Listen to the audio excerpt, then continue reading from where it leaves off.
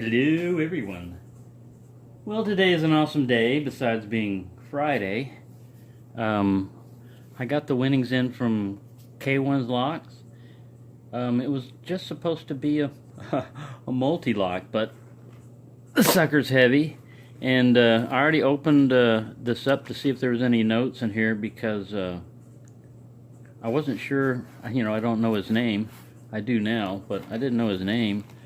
And I wasn't aware of what this was because I have a couple of people who are talking about contributing to my 200 400 giveaway, adding to the giveaway. So there's going to be more stuff than what I've got there, but let's go ahead and look at challenge lock galore. This is really awesome. When I was first the first challenge lock that I ever did was sent to me by Leon's Lockpad. And when I first looked at it, I was like, I don't know if I even want to try it, because I was at the very beginning of picking and mostly doing raking, learning a little bit of single pin picking, but my skills with single pin picking weren't very good at the time. And after I picked that one, it was so much fun. I mean, I forgot about, because my orientation in locks was I started learning on my own, and then as I was starting to pick up skill with just like master lock and Chinese locks and stuff, I started being employed as the resident locksmith at my job, basically, like lock picker, because they would normally cut locks off if they needed access to something. And I said, let me give it a try. And I opened up every one of them, except for one that I saved with the cut shackle and everything. But anyways, let's get to this, and I'll get back to my stories later. But I want to look at all these awesome challenge locks because, all right, this looks like it's a K1 lock. Great. And this one is Be the Lock or just K1's lock.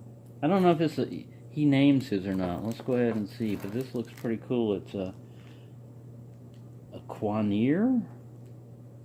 He's got his stamp on there too. It's a mortise cylinder. Pretty cool. The key's already in there, so I'll just turn them. Man, I don't know what I did to those other ones. But some of them froze up from me just turning the key. So I'm going to be very careful. Birth defect. Make sure all this is in frame. Cool.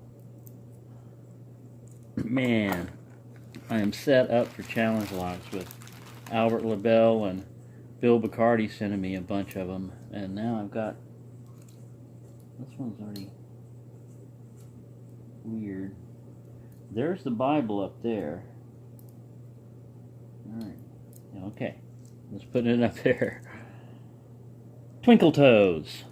These are all by K1, it looks like. K1 locks.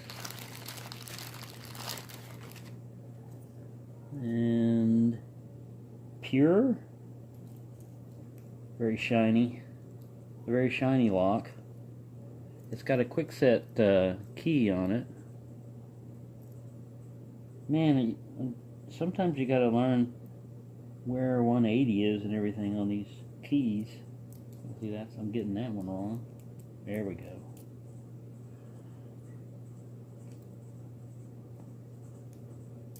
Kind of whoa! Yeah, I didn't pull the other keys out. I'm sorry about that. But I got kind of like shy of messing with keys too much after doing those other ones on camera. Like I said, I'll fix them. Alright, thank you so much, man. I'm going to really enjoy picking on those. Or at least trying to get into them. Alright, pull out another bag here. Alright, this is the multi-lock.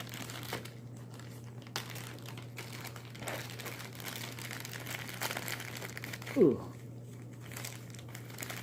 Got a little card. What is I don't know what the card is for. I guess it's your personal card. Says this card entitles its authorized holder to order additional keys. Ah! In the event of a loss of this card, we recommend that you immediately replace your key. Oh yeah, because somebody could copy it. Man. So I guess this is a dimple lock.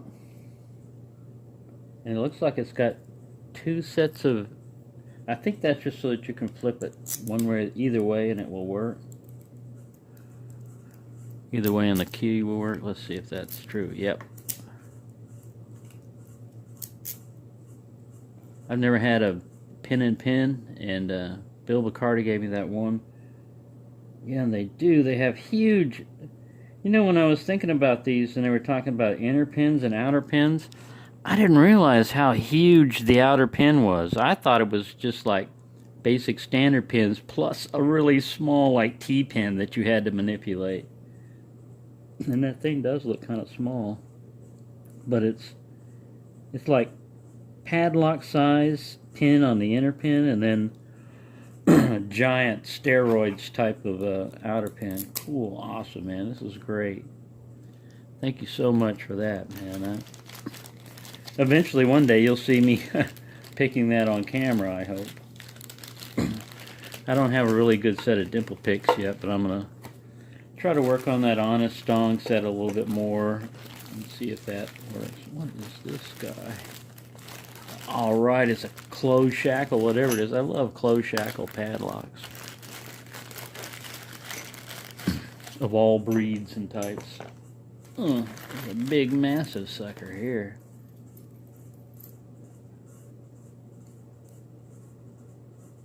Man, that was almost like binary.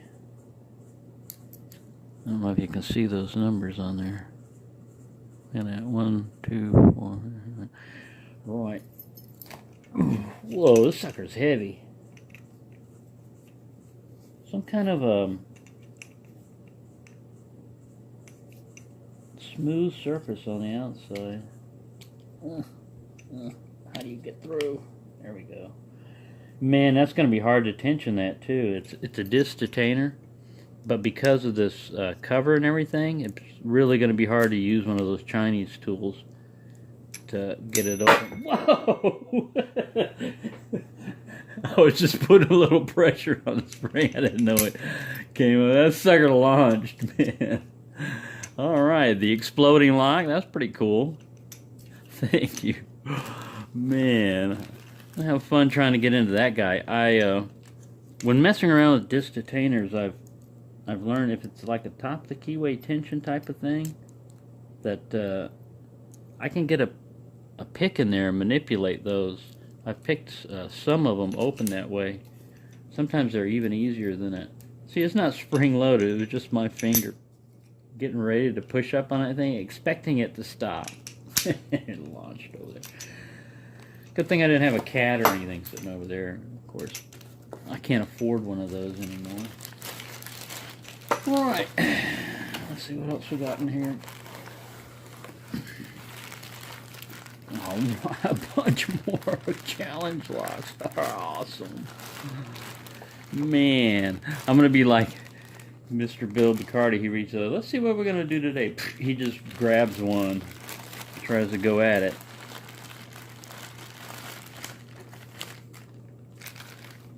Pull all these guys out. How long am I going? 8 minutes. Alright, I don't want to go too long on you.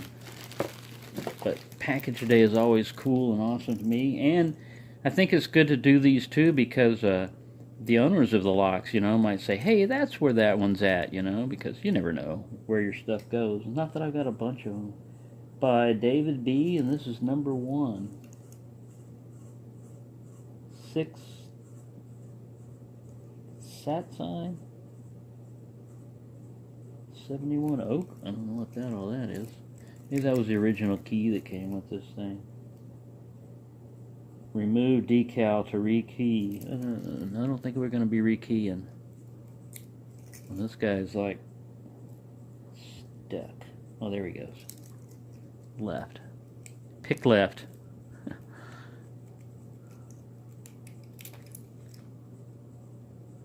Pretty cool little bitty in there. Yeah, you got to pick left on this guy. Oh, he goes right. On a lot of the things, it just depends on the position of the core, I notice, for making challenge locks. Sometimes you'll sit there and you go, man, I screwed this up. And then you just push in a little bit or pull on it, and the thing works great, you know, so. Awesome. This is awesome. I'll put him back over there. I want to look at each one of these guys. I pity the spool. Oh, this is Trekmaster 30. Great, man. All these people that I've been watching pick locks and stuff, now I get to pick their challenge locks and stuff. It's really great. Man, this guy's like brand new. Ooh, shiny. Mummified key. Alright. I love spools, man. I love spools. And if you get a lock set up just right with spools, man, when you set one, you drop all the others. And you have to go back, unless you get in the right binding order. I don't want to drag this guy out too long, so you can make it chipmunk voice. Oh, I was reading it upside down and I go, man, I can't even understand that one. Ben Picking, Broken Arrow, number 4. Cool. I haven't heard from Ben Picking in a while. I know he was going to have an operation on his shoulder or something like that he was talking about, but I haven't seen him in a while. He was making challenge locks and videos.